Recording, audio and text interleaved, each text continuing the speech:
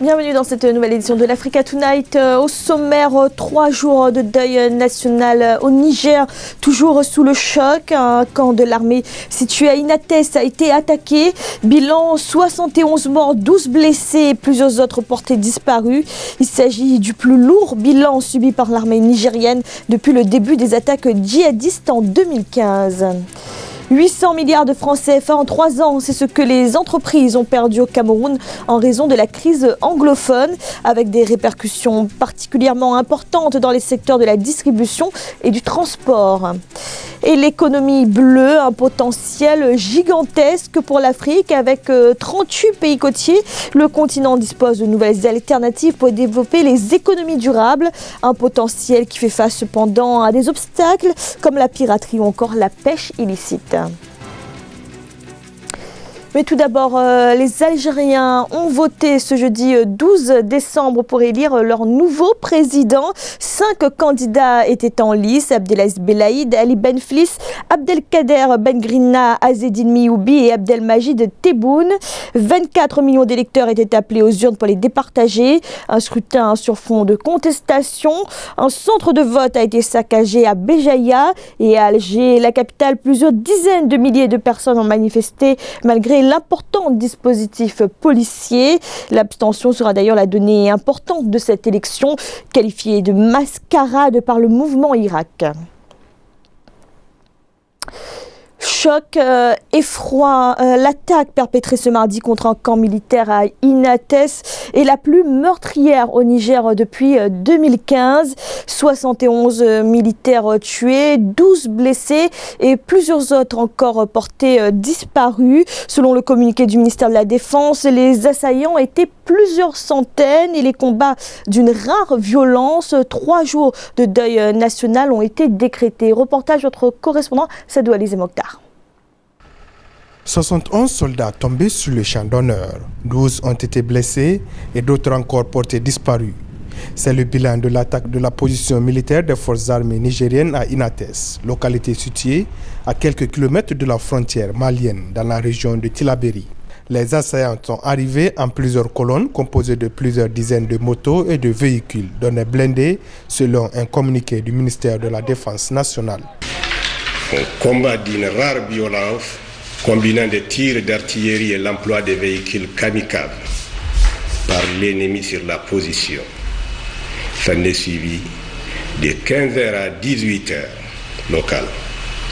Les renforts dépêchés sur la position ont permis de stabiliser la situation qui est actuellement sous contrôle.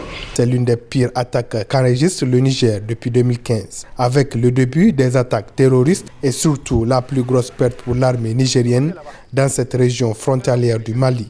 C'est une tragédie humaine et cela arrive à un moment où le débat sur la présence de forces étrangères se pose avec acuité dans les espaces des pays du Sahel. Imaginez quand des colonnes de véhicules puissent quitter ailleurs, traverser toute cette zone et venir jusqu'à Inates, faire leur forfaiture, prendre 2 heures, 3 heures, couper tous les réseaux de communication et après repartir tranquillement. Je pense que c'est là où le commun des mortels ne comprend pas. Face à la dégradation de la situation, le gouvernement a décidé, à l'issue du Conseil des ministres du 10 décembre 2019, de proroger pour une période de 3 mois l'état d'urgence décrété depuis 2017 dans plusieurs départements des régions de Tillabéri au sud-est et de Tawa au centre-ouest du Niger. Et c'est toujours la stupeur au Niger et dans tout le Sahel au lendemain de cette attaque djihadiste. Un très lourd bilan qui amène notamment au report du sommet de Pau prévu le 16 décembre. Sommet qui devait réunir les chefs d'État des pays du Sahel et le président français Emmanuel Macron. Le Sahel où les actions meurtrières des groupes terroristes se multiplient, en particulier au Mali, au Niger et au Burkina Faso. Et ce en dépit de la présence des forces militaires françaises de la force Barkhane. Et pour en parler, nous recevons le professeur Abdoulaye Soma, président du parti Soleil d'Avenir et candidat déclaré à la prochaine élection présidentielle au Burkina Faso. Bienvenue. Merci. Merci d'avoir accepté notre invitation. Professeur Soma, une attaque terrible au Niger, 71 morts.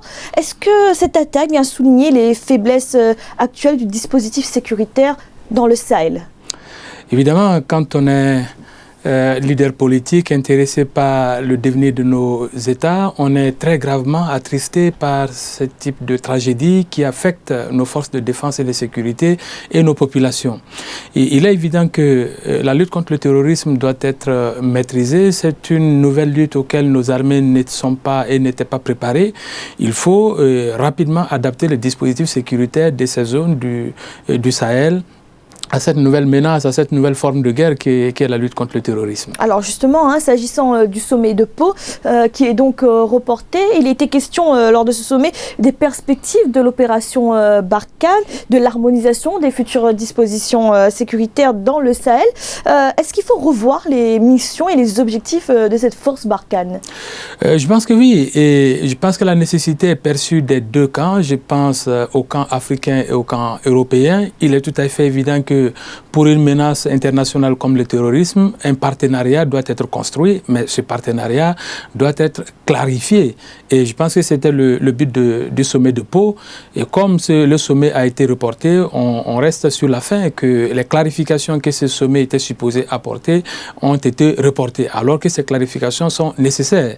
De quelle manière les États africains du Sahel veulent lutter contre le terrorisme, de quelle manière ils veulent impliquer leurs partenaires occidentaux dans cette lutte contre le terrorisme. Ce sont des questions à clarifier parce que la lutte contre le terrorisme est une guerre qui est organisée par les États de façon interne d'abord et de façon internationale dans le cadre notamment du G5 Sahel. Donc ce sont le partenariat de toute façon entre chacun de ces États, entre les États eux-mêmes et leurs partenaires occidentaux doit être clarifié.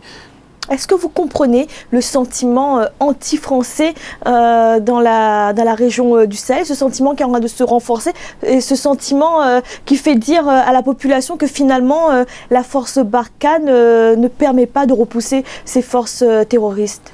J'entends ce sentiment, je le comprends, je le constate. Mais il résulte des résultats qui sont constatés par la population sur le terrain et sur l'efficacité de la lutte contre le terrorisme.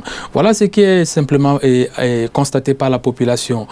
On constate qu'on fait face à des menaces, que nos États essaient de lutter contre cette menace, que dans cette lutte, les États ont un partenariat avec la France, notamment avec la force Barkhane, mais que la lutte ne fonctionne pas.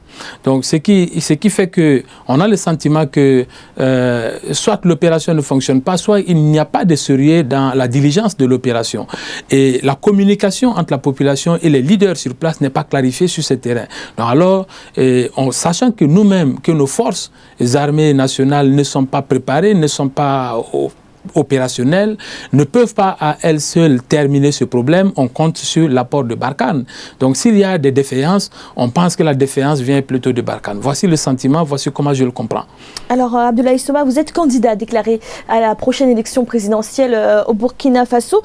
Comment vous positionnez-vous par rapport à cette question sécuritaire? Le Burkina Faso a-t-il les moyens de faire face à cette menace terroriste ou est-ce la faute de ceux qui gouvernent actuellement s'il y a cette recrudescence d'attaques?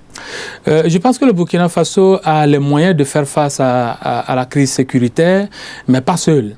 Il y a des parties de la solution qui dépendent du Burkina Faso et je pense aux racines du problème sécuritaire qui sont nourris par le manque de cohésion et l'absence de réconciliation. Et ça, c'est la partie burkinabé qui peut régler cette question. Mais il y a les effets, les manifestations du terrorisme qui sont ces attaques, les attaques des groupes terroristes. Évidemment, sur ce terrain, le Burkina Faso seul ne peut pas. Et c'est à ce niveau que je conçois qu'il puisse y avoir un partenariat avec les États occidentaux, notamment la France, qui ont une plus grande capacité militaire.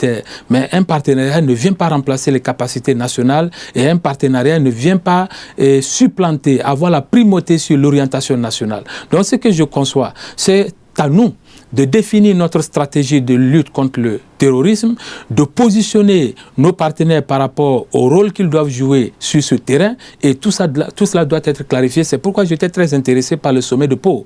Mais le leadership d'un tel sommet doit être pris par les États africains eux-mêmes. Le sommet de Pau qui a donc été reporté à une date ultérieure, pas encore connue. Abdoulaye Souma, merci d'avoir répondu à nos questions. Je rappelle donc que vous êtes candidat déclaré à la prochaine élection présidentielle au Burkina Faso. Merci beaucoup.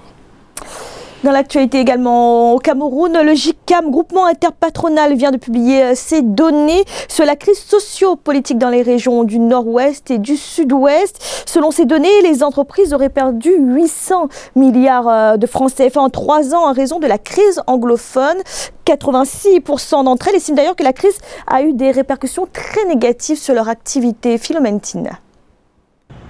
Près de 800 milliards de francs CFA est le montant des pertes engendrées uniquement sur 10 secteurs d'activité par la crise anglophone au Cameroun au bout de 3 ans selon le groupement interpatronal du Cameroun. À ces pertes enregistrées par les entreprises camerounaises s'ajoutent des charges supplémentaires dues aux mesures d'adaptation chiffrées à 2 milliards de francs CFA. La zone dite anglophone contribue pour d'abord 50% des recettes d'exportation. Donc c'est une zone qui est stratégique au-delà de la production du PIB. Cette situation aura un impact extrêmement négatif sur les équilibres macroéconomiques du Cameroun et par suite sur sa croissance. Depuis le début de la crise, l'État camerounais a perdu près de 18,5 milliards de francs CFA de recettes.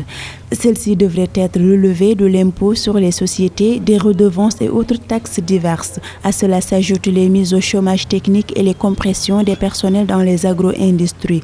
Celles-ci ont contracté la moitié des pertes en termes d'actifs, des destructions, des pillages, des vols, d'un coût de près de 40 milliards de francs CFA. La seule solution, c'est de rentrer au modèle fédéral de 1961. Les anglophones sont venus au Cameroun sur la base de la promesse d'un État fédéral, éventuellement réactualisé pour tenir compte aussi des besoins et des centralisations. La crise anglophone qui sévit dans les régions du nord-ouest et du sud-ouest du Cameroun est née à la fin de l'année 2016 par de simples revendications corporatistes portées par des avocats et des enseignants. À ce jour, il s'est transformé en revendications séparatistes violentes et fait de nombreuses victimes. La SECNA, l'Agence pour la sécurité et la navigation aérienne en Afrique et à Madagascar, a fêté ce 12 décembre son 60e anniversaire. 60 ans de coopération entre pays africains dans le secteur aérien. Un anniversaire qui marque un tournant pour l'agence qui entend mettre l'innovation au centre de ses opérations. Philomène Tine. 60 années que l'Agence pour la sécurité de la navigation aérienne en Afrique et à Madagascar, ASECNA, assure la gestion pour la sécurité de la navigation dans un bon nombre de pays africains. Et pour renforcer la sécurité aérienne, l'agence compte utiliser la surveillance par satellite à partir de la première semaine de janvier 2020. Ce procédé permettra de surveiller tous les avions en temps réel et tous les appareils qui survolent les 16 millions de kilomètres carrés d'espace aérien. Et pour nous, il est important de réfléchir dans quelle mesure des systèmes, des organisations aussi puissantes comme la SECNA pourraient se doter de ces moyens, notamment les satellites, pour permettre donc de gouverner leurs activités. Dans son plan d'orientation stratégique, elle compte mettre l'innovation au centre des opérations à travers la digitalisation et la virtualisation. Pour être performant dans les années à venir, que l'innovation soit au centre des réalités de toute entreprise, les systèmes doivent être interopérables, en coopération, en synergie entre elles. Et nous devons donc pour cela aussi faire attention à la cyber, les menaces donc, qui proviennent donc de l'interopérabilité. Le SECNA qui gère 55 tours de contrôle, 25 aéroports internationaux, 76 aéroports régionaux et nationaux, 32 aérodromes communautaires, a traité en 2018 597 905 vols. L'Afrique dispose de 38 pays côtiers. Autant dire que le continent possède un énorme potentiel dans le développement des activités économiques basées sur les milieux marins. Les retombées de l'économie bleue pourraient donc être particulièrement importantes. Encore faut-il que les obstacles tels que la piraterie et la pêche illicite soient levés. Corinne Comsefem.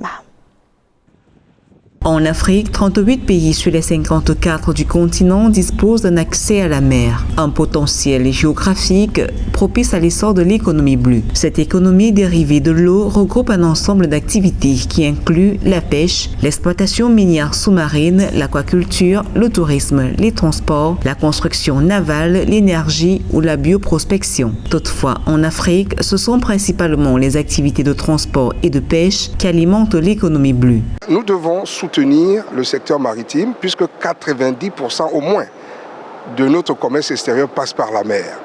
Et cette mer peut permettre aujourd'hui également de développer l'intérieur. Les pays enclavés ne peuvent fonctionner que parce qu'ils doivent avoir accès à la mer et commercer avec le monde entier. Donc c'est vraiment une urgence absolue.